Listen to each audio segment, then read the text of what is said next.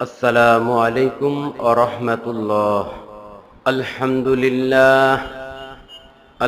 لله نحمده ونستعينه ونستغفره ونؤمن به ونتوكل عليه ونعوذ بالله من شرور أنفسنا ومن سيئات أعمالنا من يهد الله فلا مضل له ومن يضلله فلا هادي له ونشهد أن لا إله إلا الله ونشهد أن محمدًا عبده ورسوله صلى الله عليه وسلم.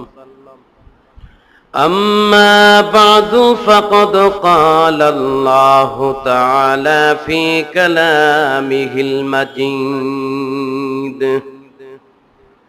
إن الله وملائكته يصلون على النبي يا أيها الذين آمنوا صلوا عليه وسلموا تسليما.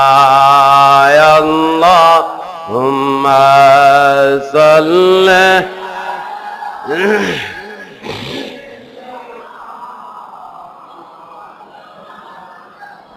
رسول الله وعلى آل سيدنا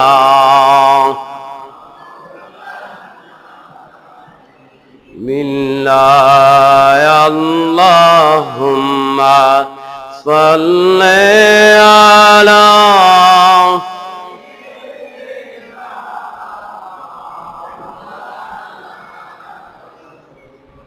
وعلى آل سيدنا.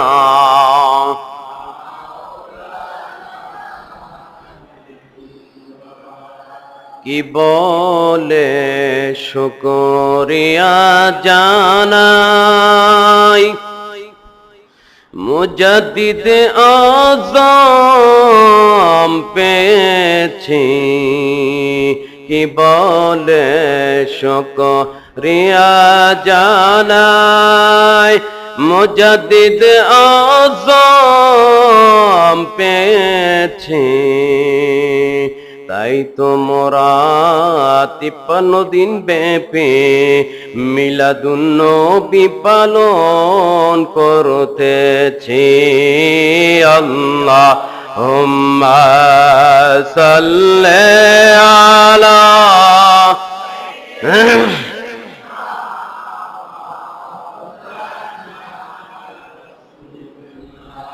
وعلى آل سيدنا.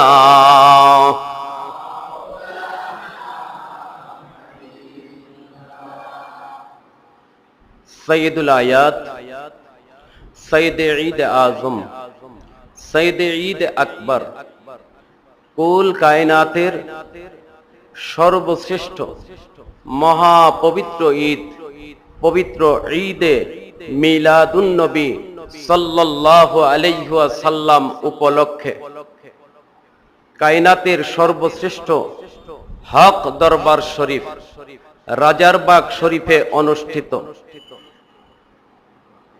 ইতিহাসের এই প্রথম 53 দিন ব্যাপী ওয়াজ শরীফ, মিলাদ শরীফ, কিয়াম শরীফ এবং মকবুল মোনাজাত শরীফের বরকতপূর্ণ, নিয়ামতপূর্ণ, ফজিলতপূর্ণ মাহফিলের প্রধান অতিথি, প্রধান আকর্ষণ খলিফাতুর রাসূলিল্লাহ মুজাদ্দিদ আজম, গাউসুল আজম, সৈয়দুল আউলিয়া, ইমামুশ শরিয়া ও ইমামুত তরিকা, ইমামুল আইম্মা, আওলাদে রাসূল, ইমাম রাজারবাগ শরীফের মামদু হযরত মুর্শিদ কিবলা আলাইহিস সালাম, যিনি এখন থেকে অল্প কিছুক্ষণের মধ্যেই আমাদের এই মোবারক মজলিসে মোবারক তাশরিফ রাখবেন। আমরা আখিরি মোনাজাত পর্যন্ত ধৈর্য সহকারে বসব। ওনার পবিত্র জবান মোবারক থেকে মহামূল্যবান নসিহত মোবারক গুলো অত্যন্ত মহব্বতের সাথে, আদবের সাথে এবং খেয়ালের সাথে আমরা শুনব। মনে রেখে আমল করে আল্লাহ পাকের খালিস ওলি হওয়ার কোশিশ করব। সবাই জোরে সোরে বলি আমিন। উপস্থিত হযরতে উলামায়ে কেরাম, দূর দূরান্ত থেকে আগত দিনদার ধর্মপ্রাণ আশিকুল্লাহ, আশিকে রসুল, আশিকে ওলি মুসলমান ভাইরা, পর্দার আড়ালের মা ও বোনেরা, আমাদের সবাইকেই মহান আল্লাহ পাক রব্বুল আলামিন ওনার দরবারে অশেষ শুকরিয়া আদায় করতে হবে। কারণ মহান আল্লাহ পাক রব্বুল আলামিন যদি আমাদেরকে খাস করে কবুল না করতেন, আল্লাহ পাক ওনার হাবিব যদি আমাদের প্রতি খাস ইহসান না করতেন, মুজাদ্দিদ আজম মামদু মুর্শিদ কিবলা আলাইহিস সালাম তিনি যদি আমাদের ফয়েজ তাওয়াজ্জুহ না দিতেন, তাহলে আমাদের পক্ষে আজকের এই বরকতপূর্ণ, নিয়ামতপূর্ণ, ফজিলতপূর্ণ মকবুল মাহফিলে আসা বসা, আলোচনা করা, শোনা সম্ভব হতো না। ঠিক কিনা জোরে বলেন। কাজে সে আল্লাহ পাক রব্বুল আলামিন ওনার দরবারে শুকরিয়া আদায় করে আমরা সকলেই একবার জোরে সোরে বলি আলহামদুলিল্লাহ। আরো জোরে বলুন আলহামদুলিল্লাহ। আজকে আমার আলোচনার বিষয় যেটা নির্ধারণ করা হয়েছে আপনারা ইতিমধ্যে অবগত হয়েছেন। বায়াত হওয়া, মুরিদ হওয়া ফরজে আইন এবং ইলমে তাসাউফ অর্জন করা এটা ফরজে আইন। ইলমে তাসাউফ অর্জন করার গুরুত্ব, তাৎপর্য, ফাজাইল, ফজিলত, হুকুম, আহকাম, হক্কানি রব্বানি পীর মাশায়েখ, মুর্শিদ, শায়েখ ওনার হাত মোবারকে বায়াত হওয়ার গুরুত্ব, তাৎপর্য, ফাজাইল, ফজিলত সম্পর্কে আজকে এখানে আলোচনা নির্ধারণ করা হয়েছে। বিষয়টা অত্যন্ত ব্যাপক এবং অত্যন্ত গুরুত্বপূর্ণ একটা বিষয়। এই বিষয়টা আমাদের ফিকির করতে হবে, চিন্তা করতে হবে, গবেষণা করতে হবে। মূলত যত কিছু আছে সব কিছুর মূল হচ্ছে এই ইলমে তাসাউফ আর হক্কানি রব্বানি শায়েখ ওনার কাছে বায়াত হওয়ার বিষয়টা। জোরে বলুন সুবহানাল্লাহ। সব কিছু এটার সাথে সম্পর্কযুক্ত। কারণ ইলমে তাসাউফ এমন একটা বিষয়, এমন একটা ইলম, যেই ইলম ব্যতীত মূলত কোন ইলমের মূল্য নাই। কোন ইলম আল্লাহর দরবারে কবুল হয় না, কোন আমল আল্লাহর দরবারে কবুল হয় না, কোন আমলের দ্বারা বান্দা নাজাত লাভ করতে পারে না এই ইলমে তাসাউফ ব্যতীত। জোরে বলুন সুবহানাল্লাহ। এর অনেক গুরুত্ব, তাৎপর্য, ফাজাইল, ফজিলত রয়ে গেছে। কোরআন শরীফের অসংখ্য আয়াত শরীফ রয়ে গেছে এই ইলমে তাসাউফের উপরে। অসংখ্য হাদিস শরীফ রয়ে গেছে। ইমাম মুস্তাহিদ আউলিয়ায়ে কেরাম ওনাদের অসংখ্য কাউল শরীফ রয়ে গেছে এই ইলমে তাসাউফের গুরুত্ব, তাৎপর্য, ফজিলতের ব্যাপারে। কাজে এই বিষয়গুলো জানা প্রত্যেকের জন্য ফরজে আইন। তাই মুজাদ্দিদে আজম মামদু মুর্শিদ কিবলা আলাইহিস সালাম এই 53 দিন ব্যাপী মাহফিলের মূলত অনেক দিবসেই এই ইলমে তাসাউফের বিষয়টাকে অন্তর্ভুক্ত করেছেন। জোরে বলুন সুবহানাল্লাহ। এক এক বক্তা, এক এক ওয়াইজ, এক এক দিন, এক এক আলোকে, এক এক ভাবে এই বিষয়টাকে আমাদের সামনে ফুটিয়ে তোলার চেষ্টা করেছেন। জোরে বলুন সুবহানাল্লাহ। এবং খাস করে মুজাদ্দিদ আজম গাউসুল আজম মামদু মুর্শিদ কিবলা আলাইহিস সালাম উনি মূলত বিশেষ করে প্রতিদিনই এই ইলমে তাসাউফের গুরুত্ব, তাৎপর্য, ফাজাইল, ফজিলত সম্পর্কে আমাদেরকে অবহিত করছেন। জোরে বলুন সুবহানাল্লাহ। যেহেতু এটার অনেক গুরুত্ব, তাৎপর্য, ফাজাইল, ফজিলত রয়ে গেছে। মামদু মুর্শিদ কিবলা আলাইহিস সালাম, আহলে বাইত শরীফ আলাইহিমুস সালাম ওনারা যতটুকুন কবুল করবেন, যতটুকুন ফয়েজ তাওয়াজ্জুহ দিবেন, যতটুকুন সন্তুষ্টি রেজামন্দি দান করবেন ততটুকুন আমাদের পক্ষে আলোচনা করা সম্ভব হবে এবং শোনা সম্ভব হবে, ঠিক কিনা জোরে বলেন। কাজে ওনাদের নেক দৃষ্টি, ফয়েজ, তাওয়াজ্জু আমাদের সকলের দরকার। যিনি আলোচনা করবেন ওনারও দরকার, আর যিনারা শুনবেন ওনাদেরও দরকার। কারণ যিনি আলোচনা করবেন ওনার কথাগুলো শোনার জন্য সেই নেক দৃষ্টি, ফয়েজ, তাওয়াজ্জু গুলো লাগবে, ঠিক কিনা। কাজে আমরা ওনাদের ফয়েজ, তাওয়াজ্জু, নেক দৃষ্টি কামনা করছি। ইলমে তাসাউফ এটার অনেক নাম রয়েছে। ইলমে তরিকত, ইলমে মারিফত, ইলমে বাতিন, ইলমে তাসাউফ, এভাবে অনেক নাম মোবারক রয়েছে। এটা এখন যত নাম মোবারক থাকুক, এর মূল বিষয়টা হচ্ছে ইলমে তাসাউফ। ওই ইলমকে বলা হয় যে তাসাউফ সাফ শব্দ থেকে এসেছে, অর্থাৎ পরিষ্কার করা, পরিচ্ছন্ন করা, পরিষ্কার পরিচ্ছন্ন করা। অর্থাৎ যেই ইলমের দ্বারা বান্দার অন্তরটা পরিষ্কার হয়, পরিশুদ্ধ হয়, অন্তর থেকে সমস্ত সর্বপ্রকার বদ খাসলত গুলো দূর হয়ে সর্বপ্রকার নেক খাসলত গুলো অন্তরের মধ্যে আসে, সেই ইলমটা হচ্ছে ইলমে তাসাউফ। ধরে বলুন সুবহান। ইলমে বাতিন, ইলমে মারিফত, যে ইলমের দ্বারা আল্লাহ পাক ওনার রেজামন্দি, সন্তুষ্টি লাভ করা যায়, আল্লাহ পাক ওনার হাবিব ওনার রেজামন্দি, সন্তুষ্টি লাভ করা যায়, যে ইলমের দ্বারা হুজুরি হাসিল করা যায়, যে ইলমের দ্বারা তাকওয়া হাসিল করা যায়, খোদাভীতি অর্জন করা যায়, যে ইলমের দ্বারা মূলত মুমিনে কামেল হওয়া যায়, খালিস ইমানদার, খালিস মুমিন হওয়া যায়, সেই ইলমটা হচ্ছে ইলমে তাসাউফ। ধরে বলুন সুবহান। আল্লাহ পাক রব্বুল আলামিন এই ইলমে তাসাউফের ব্যাপারে কোরআন শরীফের মধ্যে ইরশাদ করেছেন। কোরআন শরীফে কয়েকখানা আয়াত শরীফ রয়েছে, বিশেষ করে সূরা আল ইমরানের মধ্যে আছে, সূরা বাকারার 2 জায়গায় আছে, এবং সূরা জুমার 2 নং আয়াত শরীফেও অনুরূপ আয়াত শরীফ উল্লেখ আছে। ইলমে তাসাউফের ব্যাপারে যে আয়াত শরীফখানা আমরা দলিল হিসেবে পেশ করে থাকি, ইমাম মুস্তাহিদগণ দলিল হিসেবে পেশ করেছেন, সেটা কি আয়াত শরীফ?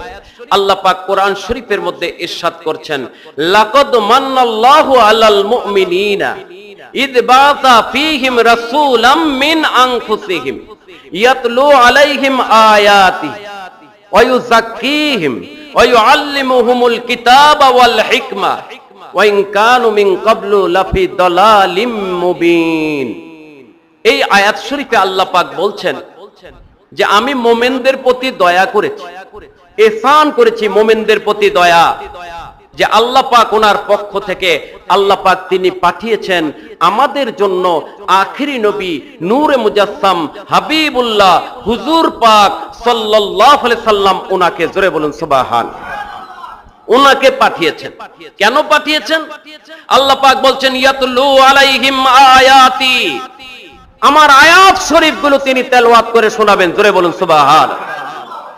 আয়াত শরীফগুলো তেলাওয়াত করে শোনাবেন। ওয়া ইউযাক্কিহিম, তাদেরকে তাজকিয়া করবেন, পরিশুদ্ধ করবেন, অন্তর পরিশুদ্ধ করবেন, অন্তর থেকে সর্বপ্রকার বদ স্বভাবগুলো দূর করে দিবেন, অন্তরের মধ্যে নেক স্বভাবগুলো পয়দা করে দিবেন। জোরে বলুন সুবহানাল্লাহ।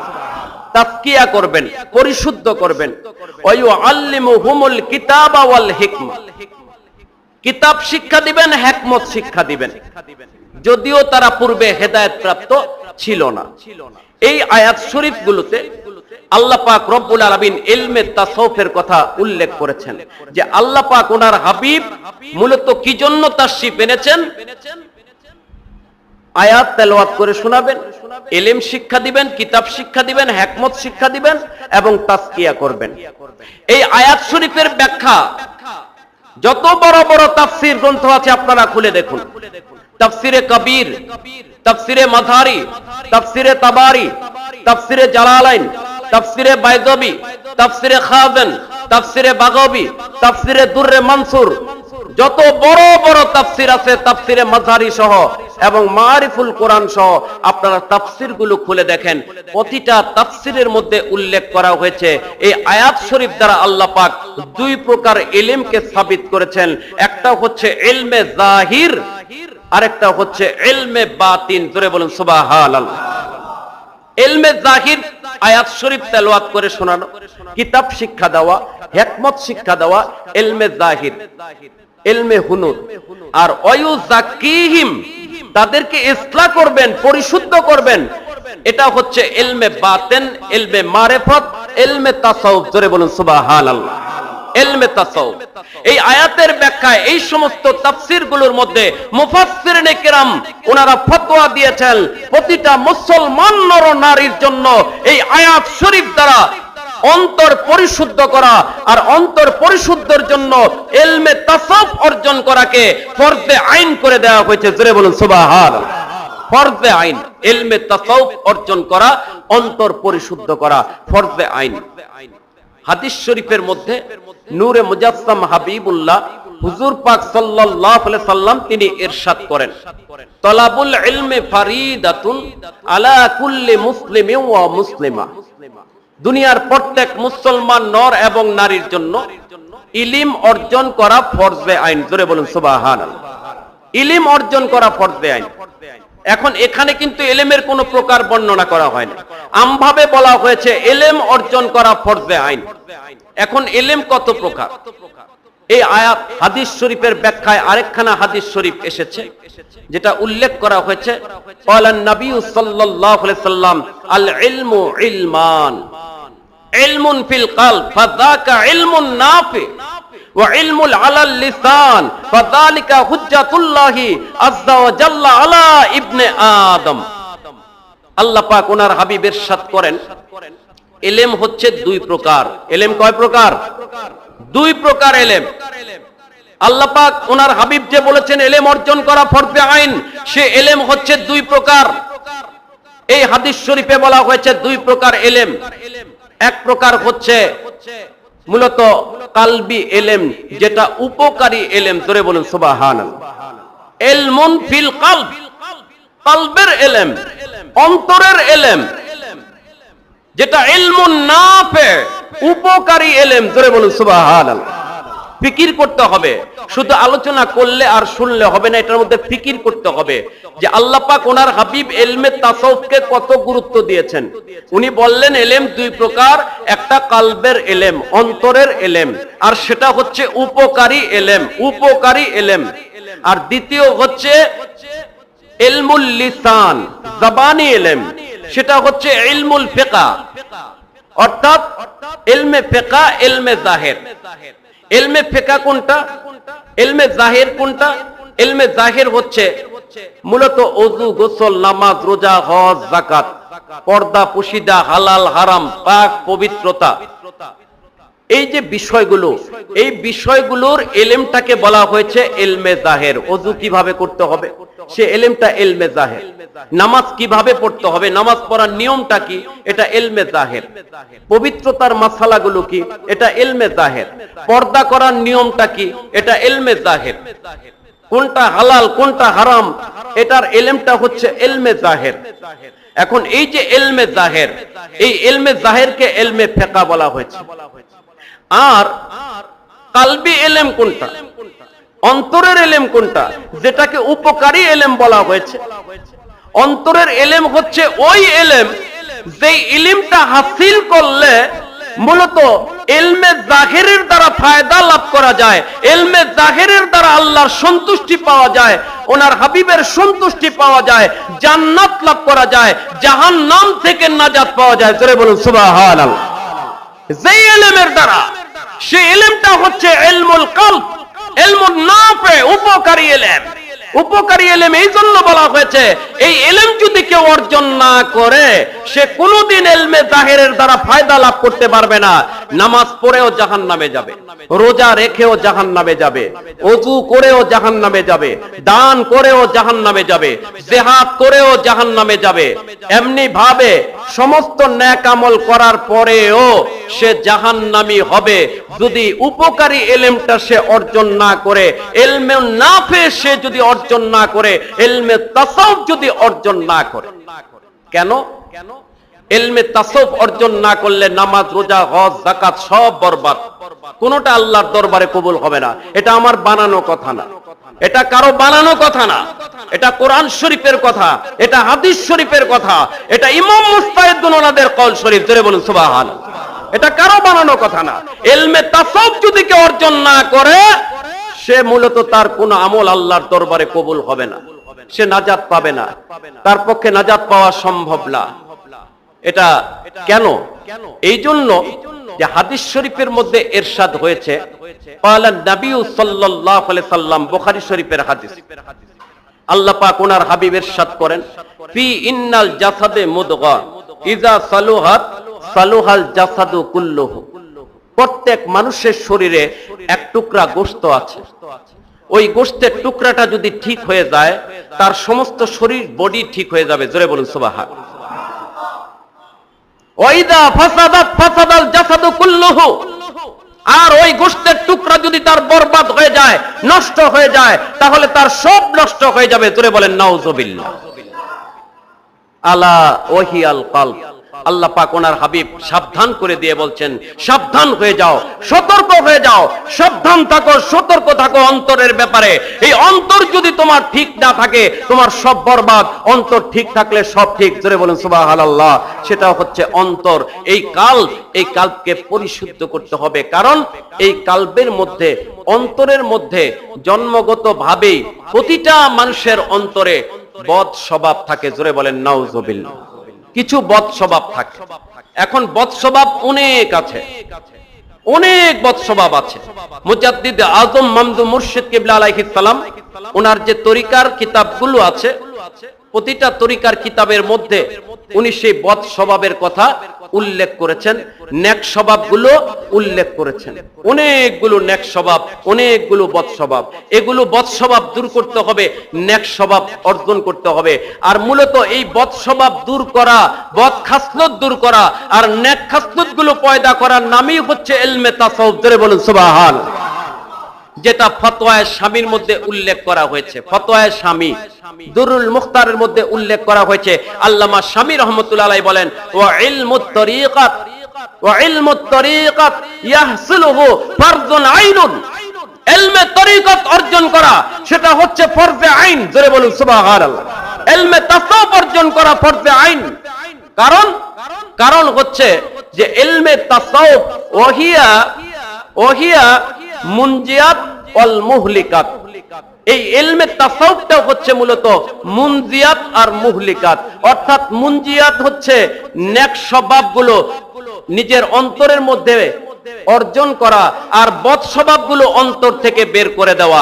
মুনজিয়াত শব্দের অর্থ হচ্ছে যেই স্বভাবগুলো মানুষকে নাজাত দান করে, মুক্তি দান করে, জাহান্নাম থেকে মুক্তি দেয়, নাজাত দেয়, জান্নাতি করে দেয়, সেটা হচ্ছে মুনজিয়াত। জোরে বলুন সুবহানাল্লাহ। আর মুহলিকাত, হালাক থেকে মুহলিকাত হচ্ছে ওই সমস্ত বদ স্বভাব, যে বদ স্বভাবগুলো মানুষকে, বদ খাসলতগুলো মানুষকে জাহান্নামী করে দেয়, মানুষকে ধ্বংস করে দেয়, মানুষকে হালাক করে দেয়। জোরে বলেন নাউজুবিল্লাহ। সেটা হচ্ছে মুহলিকাত। তাহলে বোঝা গেল কি, যে ইলমে তাসাউফের মূল হচ্ছে মুনজিয়াত আর মুহলিকাত। নেক স্বভাব অর্জন করা, বদ স্বভাবগুলো অন্তর থেকে দূর করে দেওয়া। এজন্য কোন কবি বলেছেন, খাহি কে শাওয়াত দিলে তো চো আয়ে না, বদ চিজ বেরুকুন আজ দুরুনে সিনা। ফার্সি কবি বলেন, তুমি যদি চাও তোমার অন্তরটা আয়নার মতো পরিষ্কার হয়ে যাক, বদ চিজ বেরুকুন আজ দুরুনে সিনা, তোমার অন্তর থেকে বদ স্বভাবগুলো দূর করে দাও। জোরে বলুন সুবহানাল্লাহ। অন্তর থেকে বদ স্বভাব দূর করে দাও, অন্তরটা আয়নার মতো পরিষ্কার হয়ে যাবে। জোরে বলুন সুবহানাল্লাহ। আরো বলেছেন, কাহি কে শাবি বা মনজিলে কুরবে মাকিন। যদি তুমি চাও আল্লাহ পাকের নৈকট্য লাভ করতে, বেলায়েত হাসিল করতে, আল্লাহ পাকের মারিফত মহব্বত হাসিল করতে যদি চাও, আল্লাহর ওলি যদি তুমি হতে চাও, তাহলে কি করো? বনেক চিজ নফসে খেসরা ফরমা তালিম, তুমি নেক খাসলতের দ্বারা তোমার নফসকে তালিম দাও, তোমার অন্তরকে তালিম দাও, তোমার কলবকে তালিম দাও নেক খাসলতের দ্বারা, অর্থাৎ তোমার অন্তরের মধ্যে নেক খাসলতগুলো পয়দা করো। জোরে বলুন সুবহানাল্লাহ। নেক খাসলত পয়দা করলে তুমি আল্লাহর মারিফত মহব্বত হাসিল করতে পারবে, নৈকট্য লাভ করতে পারবে, বেলায়েত হাসিল করতে পারবে, আল্লাহর ওলি হতে পারবে। জোরে বলুন সুবহানাল্লাহ। আর এই বদ খাসলত যদি তোমার অন্তরের মধ্যে থাকে তাহলে তুমি কোশ্চিন কালেও নাজাত পাবে না, নাজাত পাওয়া সম্ভব না। কেন সম্ভব না?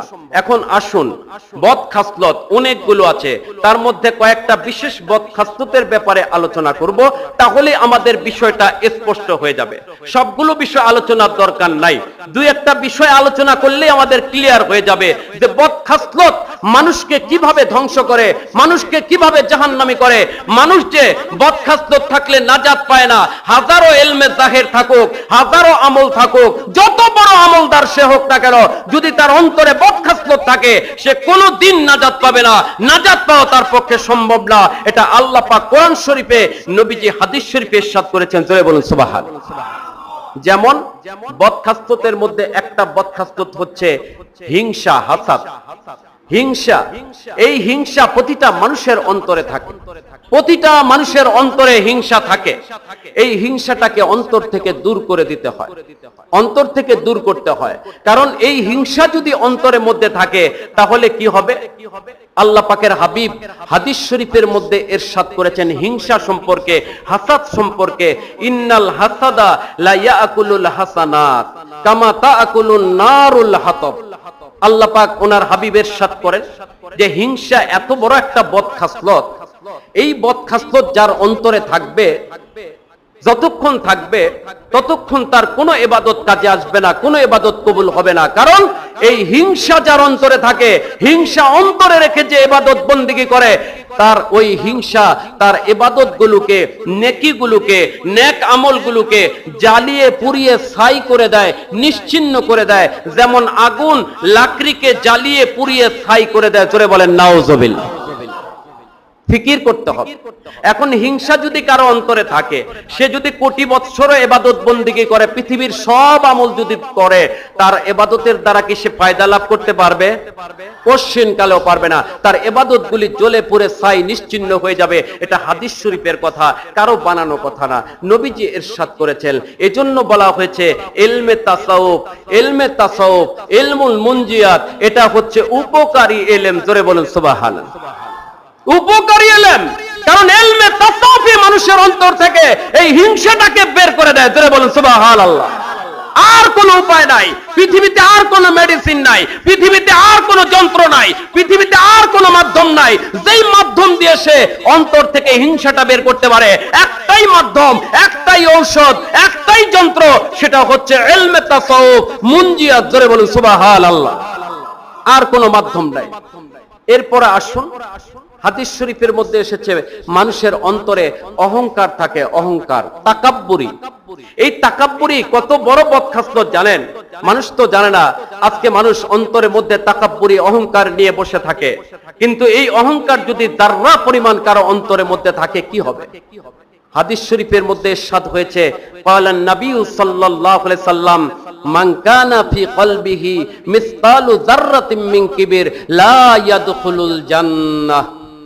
স্পষ্ট বলে দেওয়া হয়েছে, যার অন্তরের মধ্যে এক যাররা পরিমাণ অহংকার থাকবে, এক যাররা, একটা শস্য পরিমাণ অহংকার যার অন্তরের মধ্যে থাকবে, তাকাব্বুরি যার অন্তরের মধ্যে থাকবে, লা ইয়াদখুলুল জান্নাহ, সে কখনো জান্নাতে যেতে পারবে না। জোরে বলুন নাউজুবিল্লাহ।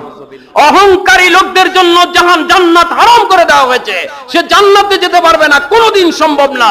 যার অন্তরের মধ্যে এক যাররা পরিমাণ অহংকার থাকবে। জোরে বলেন নাউজুবিল্লাহ। অহংকার এত মারাত্মক বদ আমল। ইবলিস শয়তান, সে মুআল্লিমুল মালাকুত ছিল, মুআল্লিমুল মালাকুত। 6 লক্ষ বছর আল্লাহর ইবাদত করেছে, 6 লক্ষ বছর ফেরেশতাদের উস্তাদ হয়ে গেল, তালিম দিল ফেরেশতাদেরকে। আল্লাহ পাক হযরতে আদম আলাইহিস সালামকে সৃষ্টি করলেন, সৃষ্টি করে আদেশ করলেন, আমার নবী, আমার রাসূল হযরত আদম আলাইহিস সালামকে সিজদা করো। হে ইবলিস, ওয়াইদ কুল্লা লিল মালাইকাতি ইসজুদু লিআদম, আমি আদম আলাইহিস সালামকে সিজদা করতে বললাম ফেরেশতাদেরকে, ইবলিস সহ। হে ইবলিস, এবং ফেরেশতারা তোমরা সবাই আমার রাসূল হযরতে আদম আলাইহিস সালামকে সিজদা করো, ফাসাজাদু ইল্লা ইবলিস। আল্লাহ পাক ইরশাদ করছেন সকলেই সিজদা করলো, সমস্ত ফেরেশতা আলাইহিমুস সালাম সিজদা করলো, কিন্তু ইবলিস সিজদা করলো না। জোরে বলেন নাউযুবিল্লাহ। কেন সিজদা করলো না জানেন? কি কারণে সিজদা করলো না? সে কারণটা আল্লাহ পাক কোরআন শরীফে উল্লেখ করেছেন। আবা ওয়াস্তাকবার। আবা ওয়াস্তাকবার। আবা অর্থ অস্বীকার করলো সিজদা করতে। কেন অস্বীকার করলো? ওয়াস্তাকবার, সে তাকাব্বুরি করলো, অহংকার করলো। জোরে বলেন নাউযুবিল্লাহি মিন যালিক। ইবলিস তাকাব্বুরি করলো, অহংকার করলো, যার কারণে সে সিজদা করলো না। সে কি বলল? সে বলল আনা খায়রুম মিনহু। জোরে বলেন নাউযুবিল্লাহ। আনা খায়রুম মিনহু। আল্লাহ পাক বললেন, হে ইবলিস, তুই কি করে আমার রাসূল হযরত আদম আলাইহিস সালাম থেকে শ্রেষ্ঠ হলি, উত্তম হলি? জবাব দে। ইবলিস সে তাকাব্বুরির স্বরে, অহংকারের স্বরে সে জবাব দিল, খলাকতাহু মিন তিন ওয়া খলাকতানি মিন নার। আল্লাহ পাক, আপনি তো আমাকে আগুনের দ্বারা তৈরি করেছেন, আমি আগুনের তৈরি, জিন আগুনের তৈরি। আগুনের স্বভাব হচ্ছে উপরের দিকে ওঠা, আর মাটির স্বভাব মাটি উপরে মারলেও নিচের দিকে চলে আসে। কাজে আমি আগুন হয়ে মাটির কাছে কি করে মাথা নত করতে পারি? আমি তো মাটির চাইতে উত্তম। জোরে বলেন নাউযুবিল্লাহ। ইবলিস তাকাব্বুরি প্রকাশ করলো, অহংকার প্রকাশ করলো। আল্লাহ পাক কি বললেন? আল্লাহ পাক বলেন আবা ওয়াস্তাকবারা কানা মিনাল কাফিরিন। ইবলিস, তুই তো আগেই কাফের ছিলি। এই কাফের কুফরিটা প্রকাশ পেতে তোর 6 লক্ষ বছর লাগলো। আসলে তুই তো আগেই কাফের ছিলি, আমি তো জানতাম। আমি আলিমুল গায়বে ওয়াস শাহাদা, আমি এটা আজকে বাস্তব ফেরেশতাদেরকে প্রমাণ করা দেখায় দিলাম যে আসলেই তুই কাফের ছিলি। তুই কোনোদিন মুসলমান ছিলি না, তুই কাফের। তোর উপর আল্লাহ লানত কিয়ামত পর্যন্ত অনন্তকাল তোর উপর আল্লাহ পাকের লানত পড়বে। তুই জান্নাত থেকে বিতাড়িত, তুই আল্লাহর রহমত থেকে বিতাড়িত। জোরে বলেন নাউযুবিল্লাহ। তাকে জান্নাত থেকে বের করে দেওয়া হলো, লানতের তবকা তার অন্তরের মধ্যে পরায় দেওয়া, গলার মধ্যে পরায় দেওয়া হলো। এখন ফিকির করতে হবে, শুধু আয়াত শরীফ তেলাওয়াত করলে, আলোচনা করলে হবে না, ফিকির করতে হবে। 6 লক্ষ বছর আল্লাহ পাকের ইবাদত করলো, 6 লক্ষ বছর।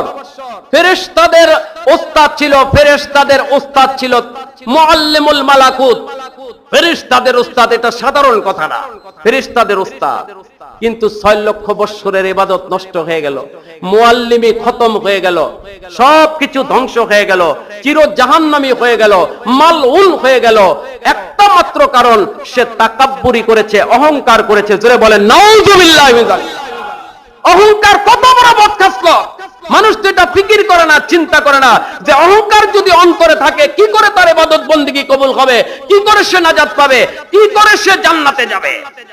আল্লাহ পাক রব্বুল আলামিন হাদিসে কুদসি শরীফের মধ্যে ইরশাদ করে দিয়েছেন, স্পষ্ট বলে দিয়েছেন, আল কিবরিয়াউ রিদাই, আল কিবরিয়াউ রিদাই ওয়াল আযমাতু ইজারি ফামান নাজিয়া শাইয়াম মিনহুমা ফাকাদ আদখালতুহু ফিন নার ওয়ালা উবালি।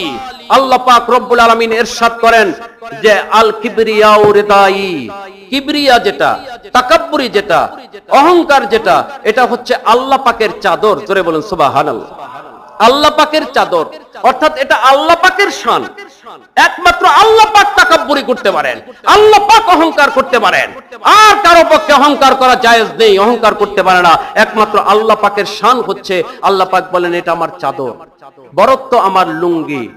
যে ব্যক্তি এই চাদর আর লুঙ্গি নিয়ে টানাটানি করবে, অর্থাৎ যে ব্যক্তি তাকাব্বুরি প্রকাশ করার কোশিশ করবে, অহংকার বরত্ব প্রকাশ করার কোশিশ করবে, আমি তাকে জাহান্নামে প্রবেশ করাবো, জাহান্নামে প্রবেশ করাবো। আমি কাউকে পরোয়া করি না, কেউ আমাকে বাধা দিতে পারবে না, আমি অবশ্যই তাকে জাহান্নামে প্রবেশ করাবো। জোরে বলেন নাউযুবিল্লাহ। তাহলে বোঝা গেল কি? অহংকারের পরিণাম হচ্ছে নিশ্চিত জাহান্নাম, নিশ্চিত জাহান্নাম অহংকারের পরিণাম। তাহলে এই অহংকার যদি অন্তরে থাকে, আপনি কোটি বছর ইবাদত করলে কোনো ফায়দা হবে? কোনো ফায়দা হবে না।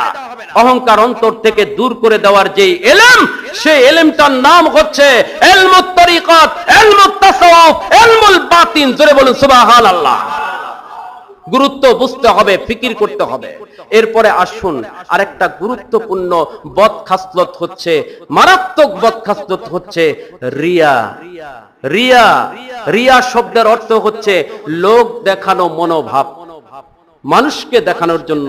এক কথায় আল্লাহ পাক ছাড়া অন্য কোন উদ্দেশ্যে নিয়তে আমল করার নাম হচ্ছে রিয়া। এই রিয়া কত বড় বদখাসলত! এই রিয়া যদি কারো অন্তরের মধ্যে থাকে, তার কোন ইবাদত বন্দেগী আল্লাহর দরবারে কবুল হবে না। যত বড় ইবাদত সে করুক না কেন, কোন ইবাদত আল্লাহর দরবারে কবুল হবে না রিয়া যদি তার অন্তরের মধ্যে থাকে। যেমন উদাহরণ স্বরূপ ধরুন নামাজ। নামাজ কত বড় ইবাদত! ইসলামের 5টা ভিত্তির মধ্যে ঈমানের পরে নামাজের স্থান। জোরে বলুন সুবহানাল্লাহ। অর্থাৎ আমলের মধ্যে প্রথম বলা হয়েছে নামাজ। নামাজ হচ্ছে দ্বীনের খুঁটি। আসসালাতু ইমাদুদ্দিন, নামাজ দ্বীনের খুঁটি। আবার বলা হয়েছে আসসালাতু মিফতাহুল জান্নাহ, নামাজ জান্নাতের চাবি। জোরে বলুন সুবহানাল্লাহ। এখন এই নামাজ এত বড় আমল, এটা যদি মানুষকে দেখানোর জন্য কেউ পড়ে, তার নামাজ কিন্তু কবুল হবে না। যত বড় আমলই হোক সেটা কবুল হবে না।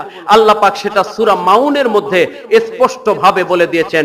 এখানে কোনো অস্পষ্টতা নাই, এখানে কোনো তাবিলের দরকার নাই, কোনো ব্যাখ্যার দরকার নাই, কোনো তাফসীরের দরকার নাই। এখানে আল্লাহ পাক স্পষ্টই বলে দিচ্ছেন ফাওয়াইলুল লিল মুসাল্লিন। মুসাল্লিন, মুসল্লি এক বচন, মুসাল্লিন বহু বচন। মুসাল্লিন বহু বচন।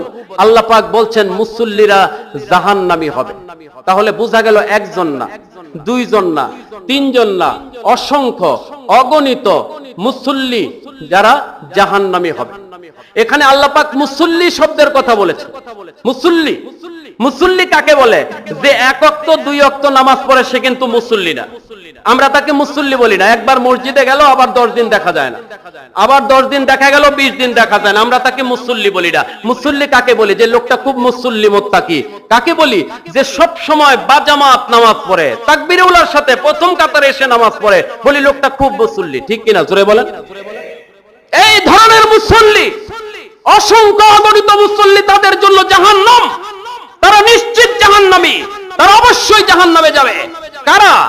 আল্লাযীনা হুম আন সালাতিহিম সাহুন, যারা নামাজের মধ্যে সুস্তি কাহিলি করেছে, অলসতা করেছে, গাফলতি করেছে, হুজুরি ছিল না নামাজের মধ্যে। নামাজে দাঁড়িয়েছে ঠিকই, আল্লাহকে আল্লাহু আকবার বলে, কিন্তু তার অন্তরটা ছিল মাঠে ঘাটে বাজারে, দোকান পাঠে, ব্যবসা বাণিজ্য, চাকরি বাকরি, বন্ধু মহলে, নানান জায়গায় তার মনটা ঘোরাঘুরি করেছে।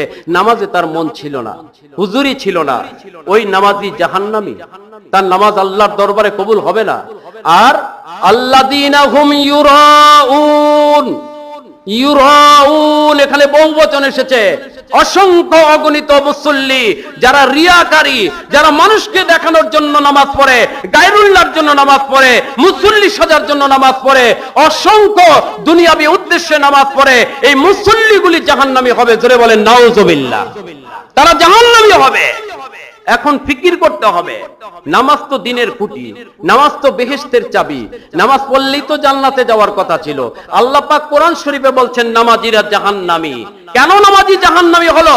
কি কারণে জাহান্নামী হলো? তো সে তো বড় আমল করেছে, নামাজ পড়েছে 5 ওয়াক্ত তাকবীরে উলার সহিত জামাতের সাথে, প্রথম কাতারে, কপালে দাগ পড়ে গেছে নামাজ পড়তে পড়তে। এই লোকটা কেন জাহান্নামী হলো?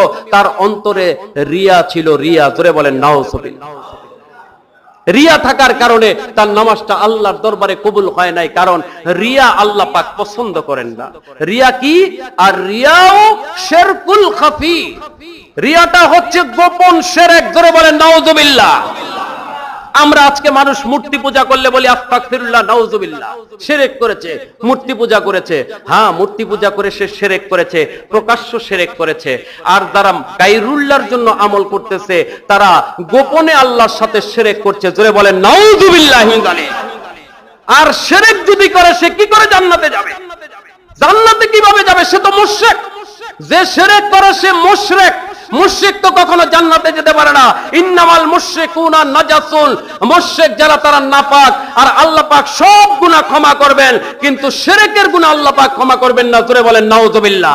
খালেস তওবা ইস্তেগফার না করা পর্যন্ত। তাহলে বোঝা গেল শিরক যারা করবে তাদের ইবাদত আল্লাহর দরবারে কবুল হবে না।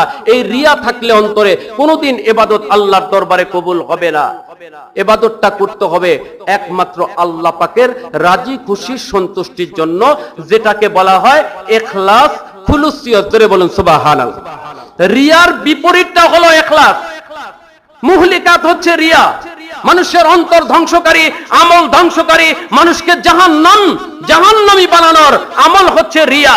আর এটার বিপরীত হচ্ছে ইখলাস। জোরে বলুন সুবহানাল্লাহ। যেটা মুনজিয়াত, অর্থাৎ মানুষকে নাজাত দান করে, মানুষের ইবাদতগুলো আল্লাহর দরবারে কবুল হওয়ার যোগ্যতা দান করে এবং মানুষকে জান্নাতি করে, সেটা হচ্ছে ইখলাস। জোরে বলুন সুবহানাল্লাহ। এই জন্য আল্লাহ পাক কোরআন শরীফের মধ্যে ইরশাদ করেছেন, ওমা উমিরু ইল্লা লিয়াবুদুল্লাহ মুখলিসিনা লাহুদ্দিন। আল্লাহ পাক রব্বুল আলামিন বলেন, আমি তোমাদেরকে আদেশ করছি একমাত্র খালিস ভাবে আমি আল্লাহর জন্য ইবাদত করো। জোরে বলুন সুবহানাল্লাহ। আমি আল্লাহর জন্য ইবাদত করো, অন্য কোন উদ্দেশ্য যেন, গায়রুল্লাহ যেন এই তোমার অন্তরের মধ্যে না থাকে। আমার জন্য ইবাদত করো। ইখলাস কেমন? ইখলাস কাকে বলে? কতটুকুন ইখলাস থাকতে হবে আমলটা কবুলযোগ্য হতে হলে? হাদিস শরীফে উল্লেখ করা হয়েছে, আমিরুল মুমিনিন হযরত আলী কাররামাল্লাহু ওয়াজহাহু রাদিয়াল্লাহু আলাইহিস সালাম, উনি একবার এক ইহুদির সাথে 3 দিন যুদ্ধ করলেন, মল্ল যুদ্ধ করলেন। খুব ফিকির করতে হবে। মামদু মুর্শিদ কিবলা আলাইহিস সালাম ওনার জবান মোবারকে আমরা শুনেছি ঘটনা। ফিকির করতে হবে আমাদের। বিরাট ইবরত, বিরাট নসিহতের মধ্যে 3 দিন যুদ্ধ করার পরে ইহুদিকে মাটিতে শোয়ালেন। ইহুদির বুকের উপর উঠে বসলেন। ইহুদির গলার মধ্যে তরবারি চালাবেন।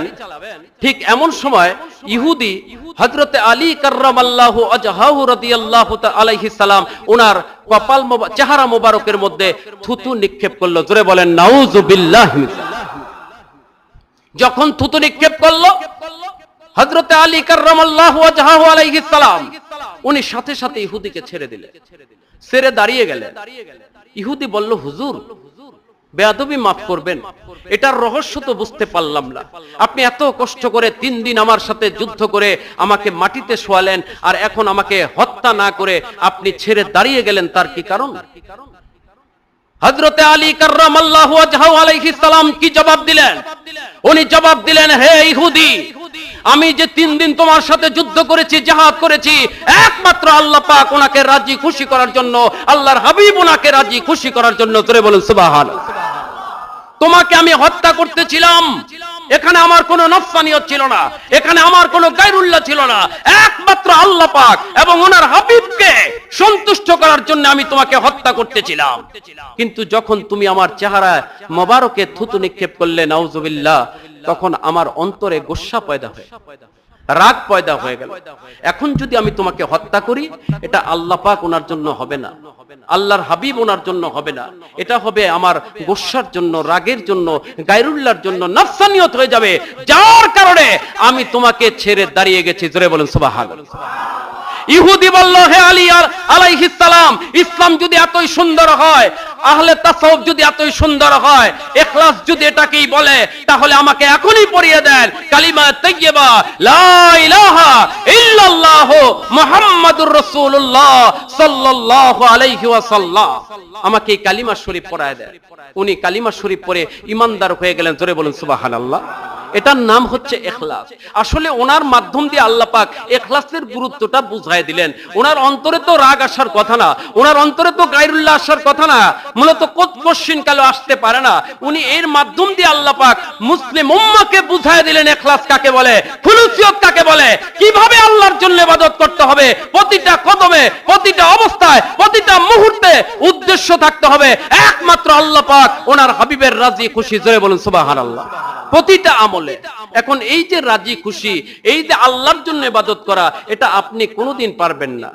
আপনার অন্তর থেকে যতক্ষণ পর্যন্ত রিয়াটা দূর না হবে, রিয়া দূর না হবে, যদি সম্ভব হতো তাহলে নামাজি তো জাহান্নামী হতো না। নামাজি কেন পারলো না আল্লাহর জন্য নামাজ পড়তে? সে এত নামাজ পড়লো, সে আল্লাহর জন্য কেন পড়তে পারলো না?